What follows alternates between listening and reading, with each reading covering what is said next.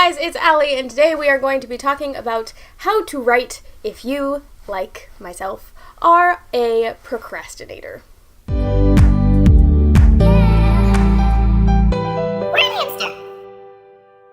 Let me start off by saying that there is a big difference, for me at least, between someone being a procrastinator and someone having low or non-existent work ethic, because a procrastinator, at least in my experience and the experience of all of my friends who are also procrastinators, procrastination means that you wait until the last minute to get something done, but that you still get it done.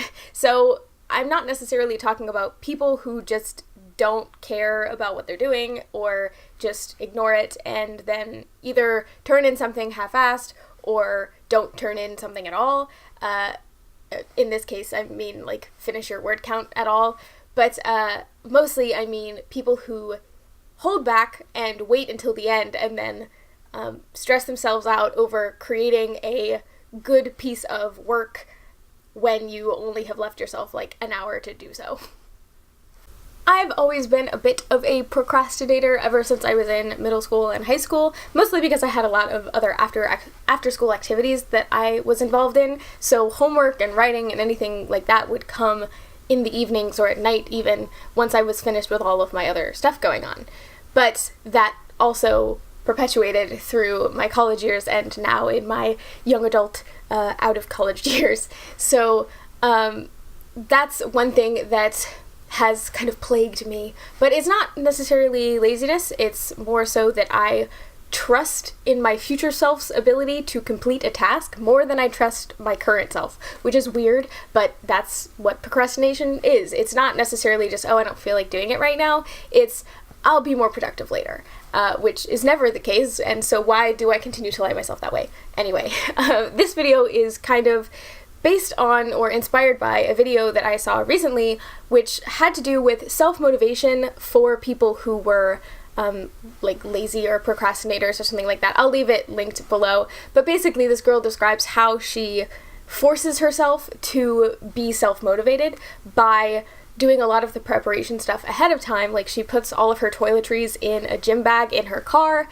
and that way if she wants to take a shower in the morning and not go to the gym, then she's gonna have to go all the way out to her car and get them out of her gym bag, at which point it's probably just easier to go to the gym anyway and work out and then shower there. So that's one example of what she does.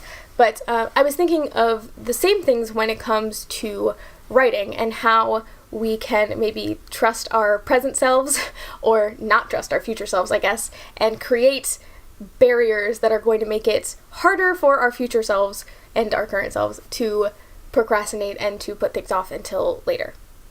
Procrastination advice number 1 is actually something that I heard from, I think it was Stephen King, talking about his writing process, and he said that when he sits down to his writing desk, he gives himself permission to not write, but he doesn't give himself permission to do anything but write. So you might just not feel like writing, but if you've allotted an hour of time for you to write, you have the option to either write or just sit there for an hour, and you don't have the choice to go on Twitter or to go on Facebook or Instagram or any, kind of social media. You don't have permission to go on YouTube and do whatever. You only have permission to sit down and write. So that's one thing that I've tried doing a couple of times since I heard that. This is a pretty recent piece of advice that I heard, but it's definitely helpful. It just kind of gives you this mental kick in the butt that you have permission to not write. You aren't forcing yourself to write. What you're doing is you're forcing yourself to think about your story at least, and to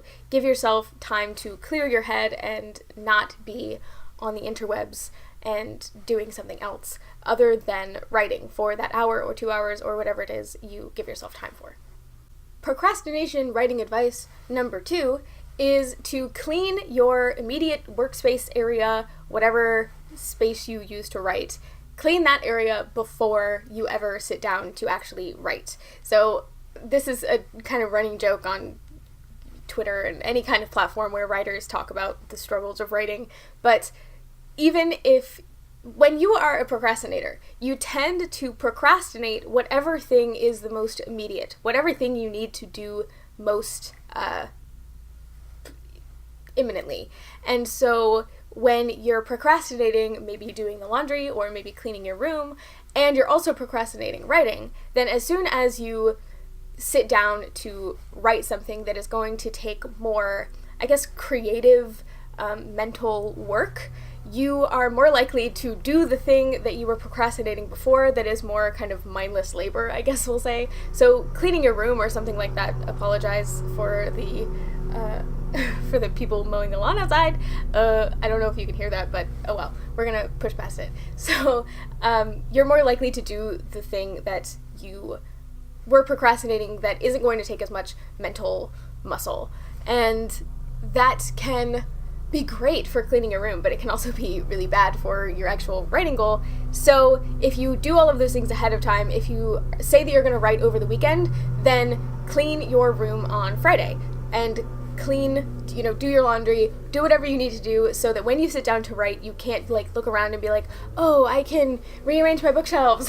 Just try to give yourself as few possible distractions as possible so that anything that you could do that is not writing is less desirable to you than writing in the first place. Procrastination writing advice number 3 is to have a writing-only playlist. So this is actually something that is, again, derived more from a workout anti-procrastination routine, and that is to have a specific playlist you can listen to or a specific show you can watch that you can only watch or listen to when you are working out. So for me, Queer Eye for the Straight Guy, I really love that show on Netflix, but it is my workout show. So whenever I'm working out, I can put on that show to watch kind of mindlessly while I work out. But unless I am working out, I'm not allowed to watch that show. And so if I want to watch it, I need to go work out. And so it's the same thing with writing. If you have, obviously you're probably not going to watch a show while you write, but some people can do that, which, good for you. But if you have a writing playlist, never listen to your writing playlist unless you are writing. And don't listen to any of the songs on that playlist. Don't listen to anything to do with that unless you are in the writing mood or if you're using it as a kind of positive trigger to get you in the mood to write. But don't just be like, ooh, I love this new song by Billie Eilish and so I listen to it all the time. But if it's on your writing playlist, then that's a skip. You've got to skip that song. If you want to listen to it, you've got to be writing. So that's another little one that I use a lot of times. It's actually kind of funny because whenever we have music playing just around the house and one of the songs on my writing playlist comes up, I'm immediately like, skip this song, and everybody's kind of like, okay, but you gotta stay with it, I guess. Procrastination writing advice number 4 is to set yourself a deadline. So like I was saying before, when I talk about procrastination, I mean people who wait until the last minute to get something done, but still put their best effort in when they do get it done. And they do finish it. They don't just leave it, unfinished. So one thing that can come up when you're a writer is that nobody's really setting you a deadline unless you are already someone who is working with an agent, or if you're working with a publisher, then you do have a deadline in that case. But for most of us who are, just writing before we are represented or before we're working with anybody or before we're signed anywhere, it's really up to you to set those deadlines for yourself. And so that's why things like NaNoWriMo and Camp Nano are so great, because they set a deadline. Even if it's kind of an arbitrary deadline, nobody's going to shake their fist at you for not completing what you said you were going to complete. For people like me, and for, I'm assuming, people like you out there are going to be situations where having even an arbitrary deadline is going to make you feel more motivated. So if you are someone who is kind of self-disciplining a lot, I guess, where you will chide yourself for not doing it if you don't, then you can just set one for yourself and be like, this is my mental goal, and you put it in your calendar and say, I am going to be finished with the first draft by this day, and this hour, this minute, whatever, like you're about to submit a paper for review. Then you can do that. I find that I'm really bad at maintaining and setting up my own goals. If nobody else knows that it is a goal of mine, then I have a really too easy time saying, oh, well, we'll push it back. So I need to tell people when I have goals, and those are usually people who are in my family or in my friend group who I know are going to kick my butt for not fulfilling what I said I was going to do. So that is tip number 4, is to just set yourself a deadline. Act like there is a teacher or a professor on the other side of your Word document who is looking for you to finish your writing by a certain time. And if you don't do that, you're going to get an F. So there's just some, mental work that happens there when if you think that you have a deadline, it actually makes you more motivated. So I don't know why that is, but it is the case. So just trust me on that one.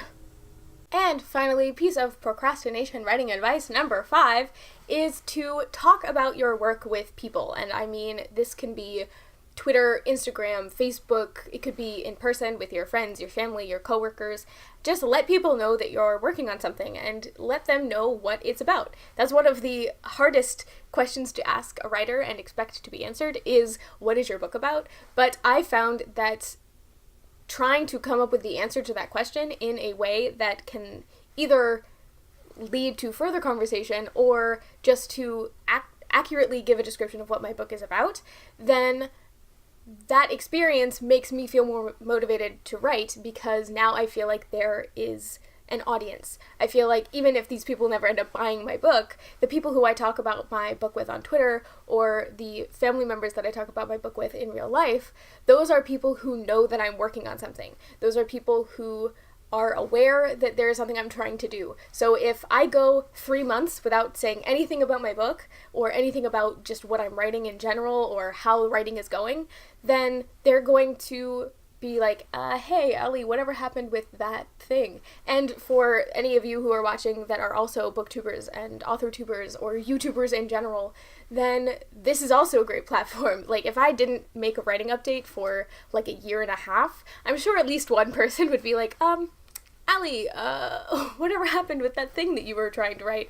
So it really takes away your ability to be like, oh yeah, that, haven't gotten to that yet, I'll work on it later. So that is one of the biggest ones, and it's why I put it last, is just letting people know that you're working on something. You don't need to tell them what it's about. You don't need to tell them anything beyond, hey, I'm working on something, I'm really excited about it, blah, blah, blah, blah, blah. Here's where I'm at right now. I'm at like 30,000 words right now. I'm trying to make it 100,000. Then even that little bit of information that gives nothing away about your book, that is going to keep you motivated, because every time you see that person, not only are you going to be like, oh my god, I hope they don't ask about the thing that I'm writing because I haven't written anything in weeks, but that alone is going to make you feel more motivated to write. And if they do actually ask you about it, then that is a sufficient kick in your butt to be like, oh, hi Ginny, to be like, yeah, about that, yeah, I really need to get to work on that. So that is all 5 of my procrastination writing tips. Ginny has just woken up. She won't be in the video today because she got a little scratch on her face, and it's very sad. I cried this morning. But I'm like really taking this dog mom thing very far, especially like the hat I'm wearing and everything, but we're gonna live with it. But that is it for me this week.